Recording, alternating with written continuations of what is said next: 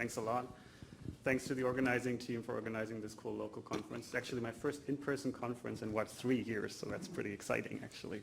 I'm a postdoc working with John Beckhofer and David Sivak at SFU, and I don't consider myself to be a biophysicist. I'm a statistical physicist. It just happens to be that the stuff that I'm interested in is very useful to biophysics, apparently. And specifically, what I mean are these molecular machines, especially these molecular motors. So here are two very famous examples. The left one is a transport motor, kinesin, and the right one is an FOF1 ATP synthase. And these are mechanical machines, so they have parts that move relative to each other. And that's, of course, very intriguing because they're almost like a clockwork, and we can try to dissect what's going on mechanically. And what is really important, or what's really interesting to us, is the fact that they're so small that fluctuations, mainly thermal fluctuations, play an important role. And that means that nothing moves as smoothly as you know from these animations. Everything is stochastic, going back and forth, and these things are dancing. And so you really have to deal with this probabilistic nature of their dynamics. And this has bothered physicists actually for a long time. The fact that everything moves around has spurred the insight that, hey, we might as well just use that to do something useful. And here's an example that goes back to the early 1900s. That's what's called a Brownian ratchet. And so imagine this thing is extremely small. So you have this axle. On one end, there are veins, and this is immersed in some fluid, and whenever a molecule hits these veins, they will randomly rotate the axle back and forth.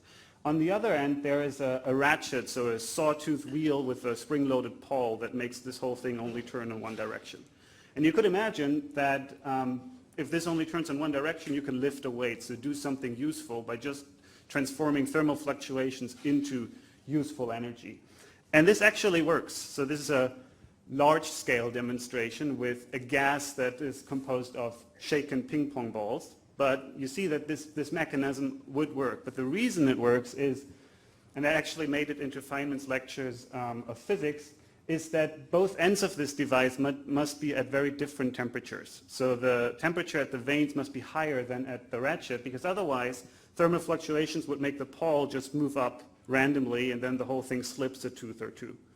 And so on average, there wouldn't be any net forward rotation.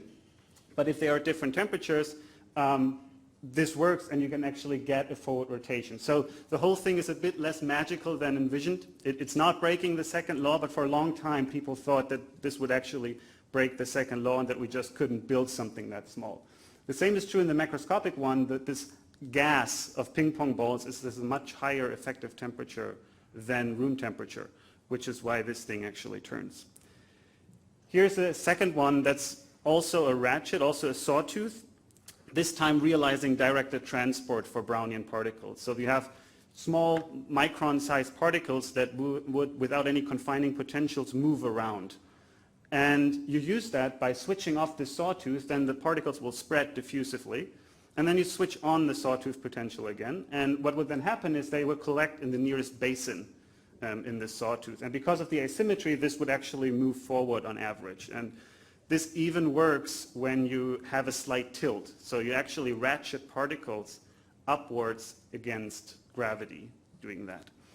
And what's kind of amazing is that you're alternating between two downhill biased potentials, right? So both of them individually would on the long run make particles go downhill, but if you alternate between them, you can actually make them go uphill.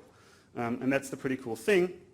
Is this for free? Well, no, because you're switching on and off the potential, so you do work on the particles, and that is the work that you're transforming into energy in the end. And you know how it is, like sometimes ideas get imported into another field. In this case, economists who are interested in game theory. So this goes under the name of Parondo's paradox, and the idea is you play two games of chance that make you lose on average, both of them. One is like this flat potential, you just cost a biased coin, and the other one is more like a ratchet where occasionally you win, but you're guaranteed to lose on the long run. And by switching between them, you can make two losing games into a winning game and get a positive expectation value. And this has made a big splash back in the day. But it's basically just a ratchet applied to games of chance. This is a third ratchet. This is what's called an information ratchet, and that's a cool project I was involved in recently together with Tushar Zaha and Joseph Lucero. The idea is the following. You have a Brownian particle that's attached to a spring, and that is hanging from a stage that is movable. And now the particle will do Brownian motion, so it will fluctuate up and down, and just by looking at the particle, and whenever you've seen a favorable up fluctuation moving the stage in response, you can ratchet the whole thing up against gravity.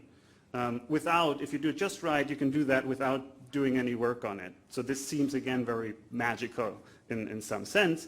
The cool thing is that Tushar has actually built this in the lab, where there's no spring, but there's a vertical optical tweezer that basically does the same as the spring.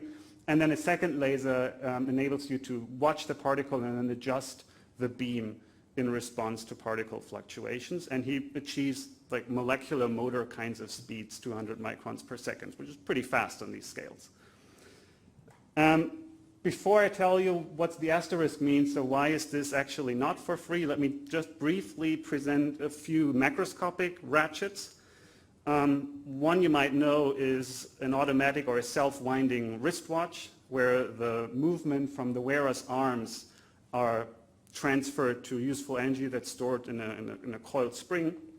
And when you know it, of course, at the heart of this is, again, a ratchet. So this whole thing is very similar to a Brownian ratchet, but rectifying big macroscopic fluctuations in this case.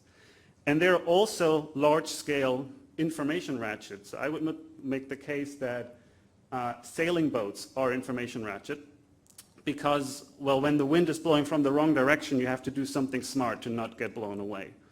So the idea is you have to maximize the wind harvesting capabilities to move that thing forward. And with the sailboat, no one really worries about second law violations. We know that the energy comes from the wind. And we also know that there needs to be a controller on board to make this happen. So someone or something must measure the wind direction and velocity and take appropriate action. We also know that the controller requires fuel. Sailors need to be fed. And the question is, like, how much? That's much harder to ask. And for the kinds of simple realizations that we are thinking of, we can ask what is actually the information that is gained from measuring fluctuations. And what's pretty cool is that we can do this exactly with information theory. So we're quantifying the reduction in uncertainty, that is the reduction in entropy from that. And then there is an exchange rate between information and energy. That happens to be Boltzmann's constant times temperature, which at room temperature is a very small amount of energy, so information does not cost a lot. And with that, you can then go and build something that's extremely abstract, but at least a minimal model of a controller that realizes the kind of control that we need for the information engine that I've shown you. And the upshot of that is that it seems like that using thermal fluctuations, so if you rectify just thermal fluctuations, these information ratchets seem to be very inefficient. And the reason is that KBT might be a small amount of energy for a sailboat, but it's a large amount of energy for molecular machinery. And so that is why it's not worth using that. So you might ask, well, why am I telling you all of this? If it's an inefficient strategy, here's why you should care anyway.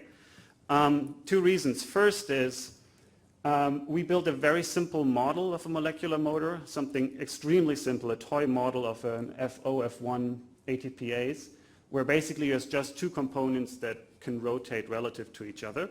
And we accidentally built an information engine from that without wanting to do that. So this is joint work with Steve Larch, who is a former PhD student in David's group.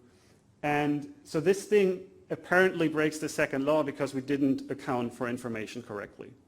A master's student visiting us from France, Mathis Grillier, he has taken this even further and he has put the different components in this model at different temperatures and found that all of a sudden information is a useful thing to use. So it's a good strategy to drive the system. So you can check out his poster. He's presenting a poster here. Second reason is that real-world machinery is not only subjected to thermal fluctuations, but also to stronger non-equilibrium fluctuations. And so you get more fluctuation bang for your KBT buck, so to say. So it might pay to use an information engine to drive these things. And so, I don't know, if you're studying these machines like that, maybe it's worth having a look whether they are actually realizing information engines or not. So these are my two reasons. These are the people I'm working with. Tushar in John Beckhofer's lab has done all these cool experiments, and then I'm working together with theorists, mostly from David Sivak's group. Most of these people are here today, so it's a great opportunity to meet all of them. We're funded by the Foundational Questions Institute, and I will just leave the summary slide and the references up if you're interested in following up on a few of them. So I've told you about ratchets to rectify fluctuations, highlighting information ratchets, and argued that they might be a useful thing to do for small-scale machinery. Thanks.